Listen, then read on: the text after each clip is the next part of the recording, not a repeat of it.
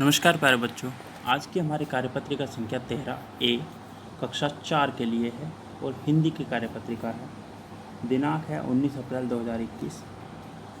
पाठ्यपुस्तक का नाम रिमझिम है और इसका पाठ का नाम है मन के भोले भाले बादल। बच्चों, अगर आपने ध्यान दिया हो तो ये हमारी कार्यपत्रिका दो भागों में है, 13A और 13B। तो पहले हम 13A के बारे में बात कर लेंगे। पाठ्यपुस्तिका रिमझिम से ली गई है, तो इसका मतलब ये होगा कि इसके लिए आपको पहले ये पाठ पढ़ना होगा आपकी रिमझिम पाठ्यपुस्तक से। पाठ का नाम है मन के भोले भाले बादल। यहाँ पर विद्यार्थी अपना नाम लिखेंगे, यहाँ पर शिक्षक शिक्षिका का नाम। अगर आपको पाठ पढ़ने में कोई दिक्कत आती है तो मैं उसकी वीडियो डिस्क्रिप्शन में लिंक डाल दूँगा, आप वहाँ से पढ़ सकते हैं। नमस्कार बच्चों, क्या आप बता सकते हैं कि आज हम किसके बारे में बात करेंगे? जी हाँ, आज हम अपनी किताब के पहले पाठ मन के भोले भाले बादल के बारे में कुछ बात करेंगे। ये हमारा पाठ है मन के भोले भाले बादल। तो आइए इस पाठ को बोलकर पढ़ते हैं और देखते हैं कि बादल क्या क्या शैतानियाँ कर रहे हैं। क्या आप जानते हैं कि बादल को मेघ, घन, जलधर, जलज आदि नामों से भी पुकारा जाता है। इन सभी शब्दों के अर्थ समान होते हैं, यानी मेघ, घन, जलधर और जलज सभी का अर्थ क्या होता है? बादल। यानी सबका अर्थ समान होता है। तो समान अर्थ वाले शब्द या समानार्थी शब्द कहते हैं या फिर पर्यायवाची शब्द कहलाते हैं। आइए कुछ और उदाहरण भी देखते हैं, जैसे सूर्य। सूर्य के लिए हम बोलते हैं रवि, दिनकर, भास्कर। ये सभी सूर्य के पर्यायवाची या फिर समानार्थी शब्द हैं। फिर आता है वृक्ष। वृक्ष का होता है पेड़, पादप और तरु। ये इसके पर्यायवाची और समानार्थी शब्द हैं। इसके बाद जल यानी पानी। पानी के हैं जल, नीर और पय। ये इसकी पर्यायवाची या फिर समानार्थी शब्द हैं। ठीक है बच्चों, अब नीचे दिए गए शब्द समूहों से प्रश्न 1। नीचे दिए गए शब्द समूहों में से उस शब्द पर गोला लगाइए जो उस समूह का समानार्थी शब्द नहीं है। जैसे उदाहरण के लिए आग में अग्नि, अनल, रवि। रवि जो हमने अभी देखा वो सूर्य का पर्यायवाची है, तो ये आग का नहीं है ना, तो इसलिए आग, रवि को हमने सर्कल कर दिया। इसी तरह से यहाँ पर करना है। दिन। दिन का दिवस, वार, दिवाकर। इनमें से ऐसा कौन सा है जो दिन का पर्यायवाची नहीं है? अगर आपने देखा हो दिवस, यानी दिवस हम बोलते हैं जन्म दिवस, तो ये दिन का पर्यायवाची हुआ। वार, सोमवार, शनिवार, इतवार, रविवार, ये भी वार दिन का हो गया। बचा क्या? दिवाकर। दिवाकर दिन का पर्यायवाची नहीं है, इसलिए यहाँ पर दिवाकर को हम गोला लगा देंगे। इसके बाद आता है जंगल। जंगल में बच्चों वन और उद्यान, ये दोनों जंगल के पर्यायवाची होते हैं। अरण्य पर्यायवाची नहीं है। तो ये एक मिनट, थोड़ा सर्कल सभी में हो गया है, तो अब हम उस पर सर्कल करेंगे जो हमारा पर्यायवाची नहीं है, यानी अरण्य। उसी तरह से नेत्र। नेत्र, लोचन मतलब आँखें होती हैं, नयन मतलब भी आँखें होती हैं। और तन, तन का मतलब कुछ और होता है, नेत्र नहीं होता है। इसी तरह से हवा। नीर का अभी हमें पता चल चुका है कि नीर जल का पर्यायवाची है, तो नीर को हम यहाँ से हटा देंगे पहले ही। समीर और पवन, ये सभी हवा के पर्यायवाची हैं। अब आते हैं प्रश्न 2 की तरफ। कविता में बादलों के अलग अलग रूपों की बात की गई है। चलिए इनमें से किन्हीं 2 रूपों के चित्र बनाने की कोशिश करते हैं। पहला है परियों जैसे पंख लगाएं और दूसरा है जोकर जैसे तोंद फुलाएं। तो यहाँ पर आपको इस तरह के बादल बनाने हैं जिसमें परियों जैसे पंख लगे हुए हों बादलों के, और इसमें आपको ऐसे चित्र बनाना है जिसमें बादलों की तोंद फूली, यानी मोटे फूले हुए बादल। ठीक है बच्चों, ये चित्र बनाने के बाद आपकी कार्यपत्रिका यहीं समाप्त हो जाती है। वृक्ष के समानार्थी शब्द दोहराते हुए, ये अभिभावकों के लिए सुझाव है। वृक्ष के समानार्थी शब्द दोहराते हुए बच्चों को घर में लगाए गए पेड़ पौधों में पानी देने के लिए प्रेरित करें। यानी बच्चों को प्रेरित करें कि वो पेड़ पौधों में पानी लगाएं, पानी दें। और ये करने के लिए आप वृक्ष के समानार्थी शब्द दोहराते हुए बच्चों को कह सकते हैं।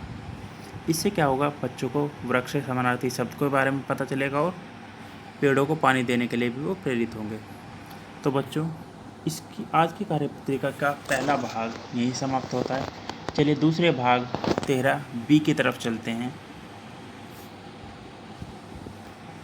तो बच्चों, जैसा कि अभी मैंने आपको बताया कि आज की कार्यपत्रिका यानी worksheet number 13B second part यहाँ पर है।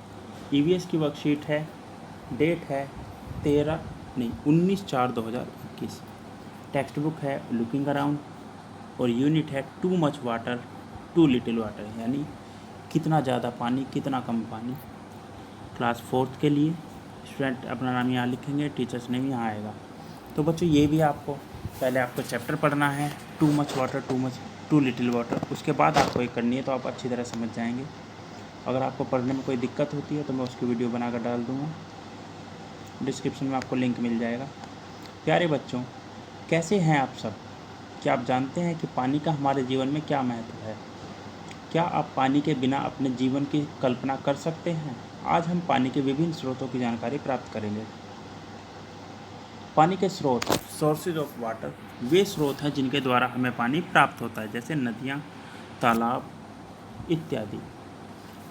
अब देखिए, पहले नंबर पर चित्र देखकर पानी के विभिन्न स्रोतों के नाम लिखिए। देखिए यहाँ पर कुछ विभिन्न स्रोत इस चित्र में दिखाए गए, जैसे पहला है कुआं, नदी, नहर। जब पानी को एक जगह नदी से काट कर निकाल लिया जाता है तो वो नहर कहलाती है।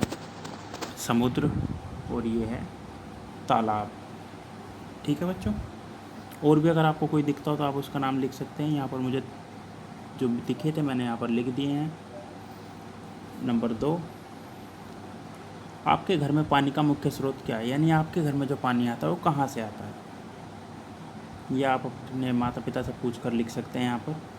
वैसे उम्मीद करता हूँ कि आपके घर में 2 ही स्रोत होते हैं मेन जो आता होगा। अगर आप गांव में रहते हैं तो आपको तालाब से पानी मिल जाएगा, कुओं से पानी मिल जाएगा, या फिर हैंडपम्प से पानी मिल जाएगा।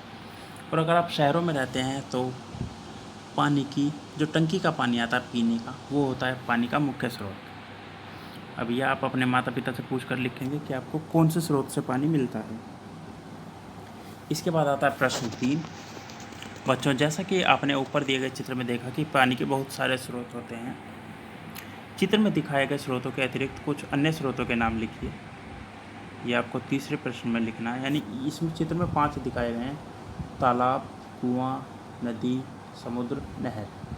इनसे और भी आपको बहुत सारे स्रोत होंगे, तो आपको उनके नाम यहाँ पर लिखने हैं। अब आते हैं आगे। बच्चों, हमारे जल संसाधन बहुत ही मूल्यवान हैं, लेकिन हमारे दैनिक क्रियाकलापों के कारण ये संसाधन दूषित होते जा रहे हैं, जिससे जल प्रदूषण को बढ़ावा मिलता है। अतः हमें इसे रोकना चाहिए। जल प्रदूषण से अभिप्राय जल निकायों जैसे कि नदियों, झीलों, समुद्रों और भूमिगत पानी को दूषित होने से, यानी जहाँ जहाँ से हमें पानी मिलता है जब वो दूषित होने लगे तो वो जल प्रदूषण कहलाता है। प्रश्न 4, नीचे दिए गए चित्र देखिए और बताइए कि पानी दूषित कैसे होता है। तो देखिए, इसमें कुछ तरीके दिखाए गए हैं जिनसे पानी दूषित होने का डर होता है। पहला तरीका अगर आप देखें तो कारखानों से जो गंदा पदार्थ निकलता है वो पानी में मिलता है, जिससे पानी दूषित होता है। दूसरा, लोगों ने कूड़ा वगैरह यहाँ डाल दिया है पानी में, जिससे कि पानी दूषित होता है।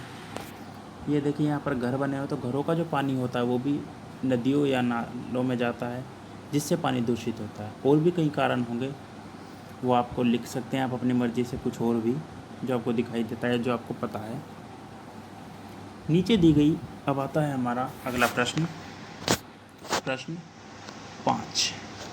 नीचे दी गई गतिविधियों को पढ़कर सही व गलत का निशान लगाएं। अगर सही है तो आप राइट का निशान लगाएं, गलत है तो रॉन्ग का निशान। तो पहला, हमें कपड़े नदी के किनारे धोने चाहिए। अगर हम नदी के किनारे कपड़े धोंगे तो क्या पानी प्रदूषित नहीं होगा? तो हमें नदी के किनारे कपड़े नहीं धोने चाहिए, यहाँ पर गलत का निशान लगाएंगे।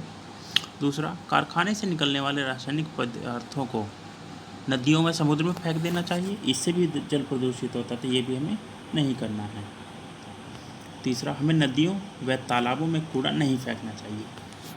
बिल्कुल सही, हमें नदियों और तालाबों में कूड़ा नहीं फेंकना चाहिए, तो ये हमारा सही होगा। गंदे नालों के पानी का निकास नदी में नहीं करना, यानी जो गंदे नाले होते हैं उनका जो पानी जाता है वो नदियों में नहीं जाना चाहिए। बिल्कुल सही बात है, वो पानी का कोई और तरीका निकालना चाहिए ताकि वो नदियों में न जाकर कहीं और जाए और नदियों का पानी साफ बना रहे। तो बच्चों, आज की कार्यपत्रिका का दूसरा भाग भी यहाँ समाप्त होता है। अभिभावकों के लिए सुझाव है कि बच्चों के साथ जल के सदुपयोग व बचाव के बारे में चर्चा करें, जैसे कि ब्रश करते समय नल खुला ना छोड़ें।